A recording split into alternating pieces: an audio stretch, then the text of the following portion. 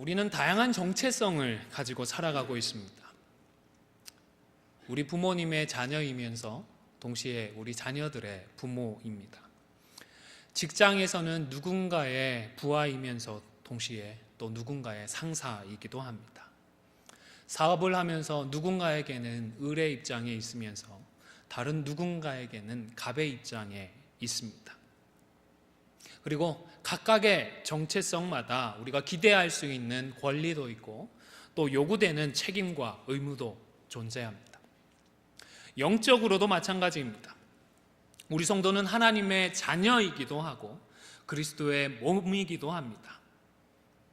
그리고 이러한 영적인 정체성에 따라서 우리가 기대할 수 있는 권리도 있고 또 우리에게 요구되어지는 의무와 책임도 있습니다.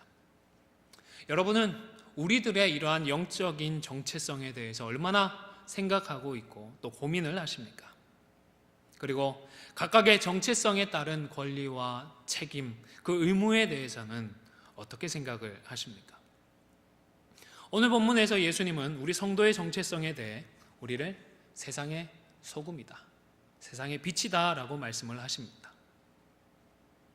그런데 정말 여러분은 여러분 자신이 소금이 맞다라고 생각을 하십니까?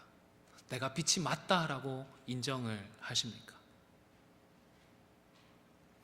의외로 우리 많은 성도들이 예수님께서 말씀하신 이 선언 때문에 부담을 느끼는 것을 보게 됩니다. 내가 소금이 되어야 하는데, 내가 빛이 되어야 하는데 정작 내 삶은 그렇지를 못하다 느끼기 때문입니다. 그런데 오늘 본문에 나타난 그리스어 문법을, 헬라어 문법을 살펴보면 예수님께서 소금이 되라, 빛이 되어라 그렇게 명령을 하신 것이 아닙니다.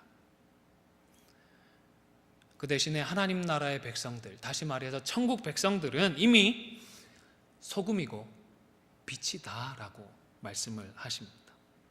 우리의 상태에 대해서가 아니라 우리의 존재에 대해서, 우리의 신분에 대해서 담담하게 너희들은 세상의 소금이다, 세상의 빛이다 라고 선언을 하시는 것입니다. 소금이 없이는 짠맛을 낼 수 없고 빛이 없이는 빛을 비출 수 없는 것처럼 이 세상은 우리 성도들이 없이는 영생의 진리를 만날 수도 없고 발견할 수도 없다는 것입니다. 우리 성도들 없이는 이 세상의 모든 사람들이 죄인이고 구원이 절대적으로 필요하다라는 사실을 아무도 스스로 깨달을 수가 없다는 것입니다. 그렇기 때문에 우리는 세상의 소금이고 세상의 빛이라는 것입니다. 우리 잠시 시간을 내어서 옆에 계신 분들에게 한번 자랑을 하면 좋겠습니다. 이래봬도 나는 소금이야, 이래봬도 나는 빛이야. 한번 나누어 주십시오. 자랑해 주십시오. 부족함이 있지만 그럼에도 불구하고 예수님은 저와 여러분을 세상의 소금으로 빛으로 인정해 주시는 것입니다. 그런데 어떻습니까? 문제는 소금이라고 해서 다 같은 소금은 아니더라는 것입니다. 빛이라고 해서 다 그렇게 비추는 것은 아니라는 사실입니다. 짠맛을 가진 소금이 있고 반대로 그 짠맛을 잃어버린 소금도 있습니다. 등경 위에 두고 사람들을 비추는 빛도 있고 그 역할을 감당하지 못하는 빛들도 있더라는 것입니다. 다르게 표현을 하면 우리가 읽었던 16절의 말씀처럼 아버지 하나님께 영광이 되는 성도가 있는가 하면 그 영광을 되려 가리는 성도도 있다는 사실입니다. 따라서 우리가 이미 소금이고 이미 빛이라는 사실은 분명하지만 하나님의 말씀으로 우리의 삶을 비추어 보아 내가 정말 짠맛을 내고 있는 소금인지 아니면 등경 위에 두고 빛을 비추고 있는 빛인지는 우리가 점검을 해야 하는 것입니다. 다시 말해서 우리의 행실로 하나님의 영광이 되는 삶을 살아가고 있는지에 대해서는 지속적으로 고민을 해야 하는 것입니다. 과거에는 영광이 되는 삶을 살았지만 지금은 아닐 수 있습니다. 지금도 내가 영광을 드러내고 있다라고 스스로는 생각하지만 하나님 보시기에는 짠맛을 잃어버린 소금일 수도 있다는 것입니다. 우리는 과연 우리의 가정에서 하나님께 영광이 되고 있을까요? 우리의 직장이나 사업터에서 우리의 착한 행실을 보고 다른 사람들이 과연 하나님께 영광을 돌리고 있을까요? 우리의 삶을 돌아보며 이것을 위해 기도하실 수 있기를 바랍니다. 기회가 될 때마다 고민해 보십시오. 내 삶 속에서 하나님의 영광을 가리는 것에 대해서 돌이키십시오. 하나님의 영광을 가리는 내 말과 내 행동을 절제하시고 벗어나십시오. 사실 구체적인 개별 사안에서 어떻게 하는 것이 하나님께 영광이 되느냐, 이것은 판단하기가 쉽지는 않은 것 같습니다. 주일날 예배를 마치고 집에 가려고 차로 가는데 누가 우리 차를 긁어버렸습니다. 그리고는 아무 말도 하지 않고 말 그대로 36개 주랭랑을 쳐버렸다고 가정을 해보시기를 바랍니다. 누가 그랬다는 게 아니고요. 가정을 해보시면 이런 사람을 그냥 먼저 용서하는 게 하나님께 영광이 될까요? 아니면 끝까지 추적을 해서 정의를 바로잡는 것이 하나님께 영광이 될까요? 아니면 하나님께 더 영광이 되는 다른 더 좋은 방법이 있을까요? 저는 개별 사안에 얼마나 분명하게 하나님의 영광을 드러내고 있느냐 하는 것보다 빛과 소금으로서 하나님을 위해 살고자 얼마나 노력하느냐 하는, 그렇게 살고자 하는 우리의 마음이 더 중요하다 믿습니다. 그저 결과로서 하나님께서 영광을 받고자 하셨다라면 우리에게 그 사명을 맡기는 것은 지혜롭지 못하기 때문입니다. 결코 효과적인 방법이 아니기 때문입니다. 하나님께서 그냥 하시면 되지 않았겠습니까? 말씀으로 천지를 창조하시는 분이십니다. 그저 말씀만으로 좋은 결과들을 만드셔서 얼마든지 스스로 영광을 받으실 수 있는 분이십니다.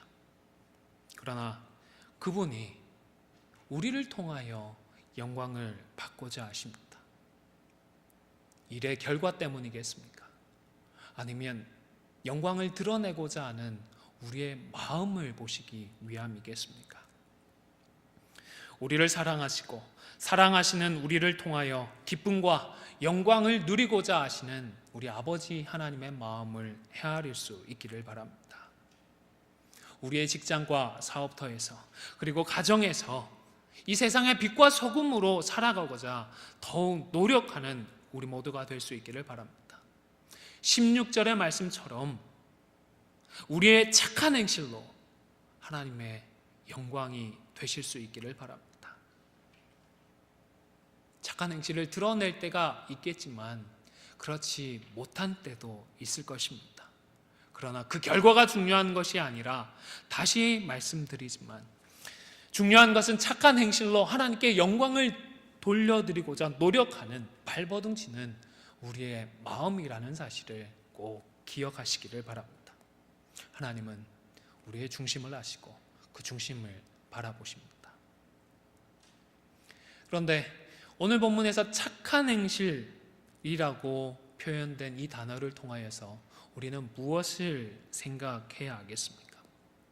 과연 무엇이 착한 행실이겠습니까? 세상 사람들이 인정할 수 있는 그런 선하고 윤리적인 모습이겠습니까? 오늘 본문의 마태의 의도를 고려하면 착한 행실이라고 하는 것은 1차적으로는 율법을 따르는 삶을 의미합니다.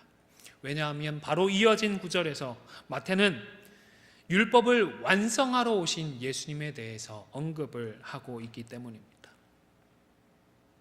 그리고 착한 행실이라고 하는 것이 율법을 따르는 삶일진데, 오늘을 살아가는 우리에게는 이미 주어진 이 신구약 66권의 말씀을 배우고 이 말씀을 순종하며 이 말씀대로 살아가는 것이 바로 착한 행실이 되는 것입니다.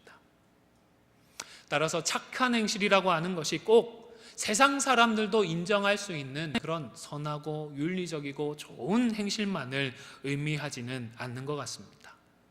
말씀대로 살아가고자 발버둥 치는 성도들을 향하여서 오히려 세상은 손가락질할 수 있습니다. 저 예수쟁이들은 정말 지긋지긋해. 좀 더 적당히 타협하면서 살아가지. 뭐가 혼자 그렇게 잘났다고 그렇게 유별을 떴는지 모르겠다라며 손가락하는 것도, 그렇게 비판하는 것도 하나님 앞에서는 착한 행실이 되어질 수가 있는 것입니다. 그리고 세상적으로는 그렇게 영광스럽지는 않지만 하나님께는 충분히 영광이 되더라는 것입니다. 가슴이 아프지만 어떻습니까? 스데반의 순교가 좋은 예가 될 것입니다. 따라서 하나님의 말씀대로 착한 행실로 살아가려고 하다가 세상으로부터, 사람들로부터 욕을 듣고 비난받고 싫은 소리 듣는 것을 이제는 더욱더 기뻐하실 수 있기를 바랍니다. 하나님께 영광이 되기 때문입니다. 더욱더 자랑스러워 하실 수 있기를 바랍니다. 잠시 지금까지의 내용을 정리하겠습니다.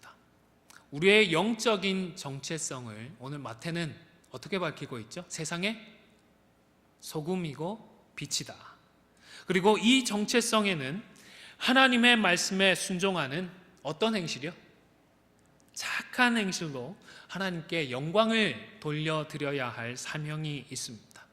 그리고 이때 착한 행실이라고 하는 것은 율법을 준수하는 삶, 그리고 오늘 우리에게는 주어진 신구약 하나님의 말씀을 순종하는 것이 착한 행실임을 꼭 기억하실 수 있기를 바랍니다. 그리고 주어지는 시간 동안 이 착한 행실, 다시 말해서 하나님의 말씀에 순종하는 것에 대해서 조금 더 고민을 했으면 좋겠습니다. 저는 우리가 하나님의 말씀에 순종한다는 것을 우리 자신의 한계를 인정하는 것으로 다르게 표현을 하고 싶습니다. 우리가 넘지 말아야 할 선을 그어놓고 그 선을 지키는 것이 하나님의 말씀을 지키는 것입니다. 내가 너무 화가 나서 이 말을 꼭 하고 싶고 내 기분에 따라서 이런 행동을 꼭 하고 싶지만 하나님의 말씀을 보면 그 선을 넘지 말라고 규정을 해놓으셨기 때문에 나 스스로 그 한계를 인정하고 입을 닫을 줄 아는 것입니다. 더 이상 그렇게 내 감정대로 기분대로 행동하지 않고 멈추어 서는 것이 하나님의 말씀에 순종하는 것입니다. 하나님 보시기에 착한 행실이 되는 것입니다. 창세기 1장의 창조 기사를 한번 생각해 보시기를 바랍니다. 저는 이 1장이 그저 창조의 순서나 과정을 밝히기 위해서만 기록되었다고 보지는 않습니다. 오히려 창조주이신 하나님을 밝히고 그리고 창조를 통한 하나님의 뜻과 의지를 보여준다고 믿습니다. 하나님은 빛과 어두움을 나누셨습니다. 빛과 어두움 사이에 한계를 정해 놓으셨습니다. 하나님은 궁창에 물과 물을 또 나누어 놓으셨습니다. 그 물들의 한계를 정해 놓으신 것입니다. 하나님은 물과 뭇을 구별하셨습니다. 그리하여서 물이 뭇을 침범하지 못하도록 그 한계를 정해 놓으셨습니다. 분명하게 선을 정해 놓으셔서 그 질서를 흐트러지지 않도록 해 놓으셨던 것입니다. 식물도 종류대로 창조하셨습니다. 해와 달과 별도 구분하셔서 각각 낮과 밤을 주관하도록 한계를 정해 놓으셨습니다. 새와 짐승도 종류대로 구분하여 창조하셨고 서로가 섞이지 않고 창조의 질서와 아름다움을 지켜 살아가도록 만들어 놓으셨습니다. 그리고 하나님께서 그렇게 정해 놓으신 한계를 만물이 지키고 넘어가지 않을 때에 세상은 하나님 보시기에 좋았더랬습니다. 그러나 만물이 그 선을 넘게 되어질 때에 세상은 무질서와 고통으로 신음을 하게 됩니다. 우리는 심한 지진에 따른 쓰나미가 어떤 결과들을 초래하는지 이미 영상을 통해 많이 보아왔습니다. 타락한 세상이 태초에 정해놓으신 하나님의 한계를 벗어나서 하나님께서 정해놓으신 그 선을 벗어나서 질서를 깨트리게 되어질 때에 어떤 일이 일어나는지 우리는 이미 엿보고 있습니다. 우리의 모든 피조물들은 우리 각자에게 허락되어진 한계와 그 선을 알고 지켜야 하는 것입니다. 이런 맥락에서 성경의 모든 말씀들은 우리에게 넘지 말아야 할 선과 그 한계에 대해서 말씀을 하시는 것으로도 이해가 할 수 있는 것입니다. 아담과 하와의 죄가 무엇이었습니까? 하나님께서 모든 것을 다 허락해 주셨고 단 하나 넘지 말아야 할 선을 정해 놓으셨는데 그 선을 넘어버렸던 것입니다. 제 아무리 하나님의 형상이었다 하더라도 어디까지나 피조물이기 때문에 넘지 말아야 할 한계가 있었는데 이것을 무시하고 그만 넘어가 버리고 말았던 것입니다. 말씀에 순종하면서 착한 행실로 하나님께 영광을 돌리는 것은 이처럼 말씀이 우리에게 규정해 놓은 그 선과 개인적인 한계를 넘지 않고 지키는 것입니다. 말씀으로 정해 놓은 선을 꼭 지킬 수 있으시기를 바랍니다. 이 선을 꼭 지켜서 우리의 그 착한 행실로 하나님께 영광을 돌릴 수 있기를 바랍니다. 하고 싶다고 다 말해버리지 말고 내 기분이 좀 상한다고 하여서 내 감정대로 다 말해버리고 행동하지 말고 정말로 이것이 덕이 되는지 혹 하나님께서 내게 주셨던 그 말씀에 위배되는 것은 아닌지 먼저 분별하시고 그 선을 지키실 수 있기를 바랍니다. 사실 성경 말씀은 우리의 구체적인 모든 상황들에 곧바로 적용할 수 있는 그런 백과사전으로 주어진 것은 아닙니다.